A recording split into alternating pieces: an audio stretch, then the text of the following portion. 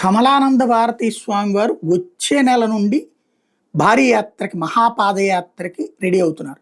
July 12 శనివారం తిరుపతి నుండి బయలుదేరే ఈ మహాపాదయాత్ర మొదటి 2 రోజులు తిరుపతి నగరంలోని టీటీడీ ద్వారా నిర్వహించబడే విద్యా సంస్థలు, వైద్య సంస్థలు తిరుగుతారు. సేవా కార్యక్రమాలు అక్కడ మన ధర్మం కోసం, హిందూ సమాజం కోసం ఏ విధంగా ఉపయోగపడుతున్నాయో స్ఫూర్తినిస్తున్నాయనే విషయాన్ని తెలియజేయడం కోసం ఆయా సంస్థల సంరక్షణతో ప్రారంభమవుతుంది. తర్వాత చంద్రగిరి మండలం, తిరుపతి గ్రామీణ మండలం, రామచంద్రపురం మండలం, అక్కడ నుండి కార్వేట్ నగరం, అక్కడ నుండి గంగాధర నెల్లూరు, పాకాల, చిత్తూరు, కాణిపాకం, పలమనేరు, వీకోట, కుప్పం, కృష్ణగిరి, అక్కడ నుండి కర్ణాటకలో కేజీఎఫ్, ముల్సగల్, అక్కడ నుండి సత్యసాయి జిల్లాలకు ప్రవేశిస్తారు.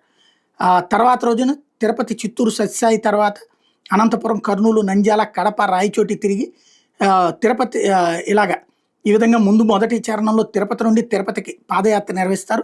తిరుపతిలో భక్తి సమ్మేళనం కార్యక్రమం ఉండదు. అక్కడతో 8 జిల్లాలకు సంబంధించిన ఆ పాదయాత్ర పూర్తి చేసుకుని ఆ తర్వాత మరలా ఇంకో పాదయాత్ర ప్రారంభమవుతుంది.